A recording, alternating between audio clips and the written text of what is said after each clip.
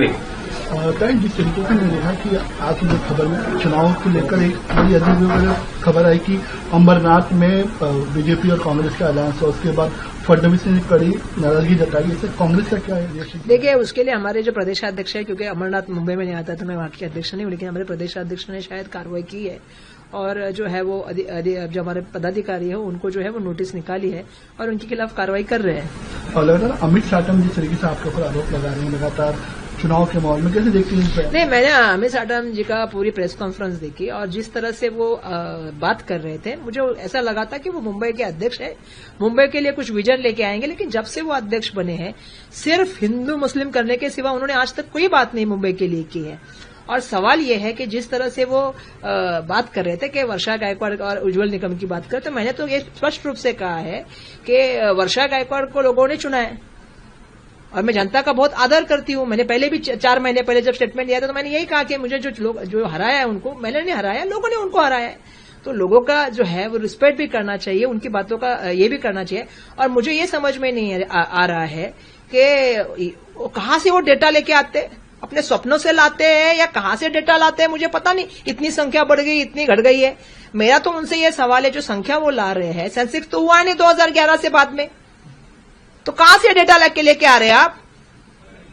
और हमेशा आपका मुद्दा यही रहता है, आप मुंबई के अध्यक्ष हो भाजपा के, आपका विजन क्या है मुंबई के लिए? आप 27 साल उनके साथ रहे, वो महापौर रहे तो आप उप महापौर रहे, वो स्टैंडिंग में रहे तो आप इंप्रूवमेंट में रहे। 3 साल 9 महीने जो है आपकी सरकार, महायुति सरकार है मुंबई महानगर पालिका में। अरे आप जवाब दो ना जनता को। जब यहां लोक प्रतिनिधि नहीं है तो आपने वो ठेव तोड़ी क्यों?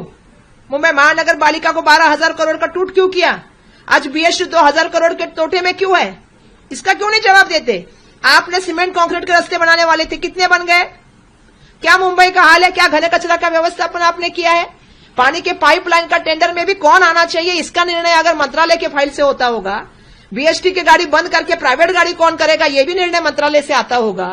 और BMC को पूरा खर्चीकरण करने का आप लोग काम कर रहे हो, तो आप इसके बारे में कुछ बात ही नहीं कर रहे हो। आप मुंबई कैसे देश की आर्थिक राजधानी बढ़ के आगे बढ़ेगी, उसके बारे में कुछ बात नहीं कर रहे हो। आप सफाई कर्मचारियों की जमीन रहे, मुंबई महानगर पालिका के कर्मचारियों के घर रहे, बात नहीं कर रहे हो। आपके मतदार संघ का इशू है, नहीं बात करना चाहते आप उसके ऊपर। मैं उनसे सवाल पूछना चाहती हूं कि PF नहीं मिला है अधिकारियों को, उसके ऊपर क्यों नहीं बात कर रहे हो?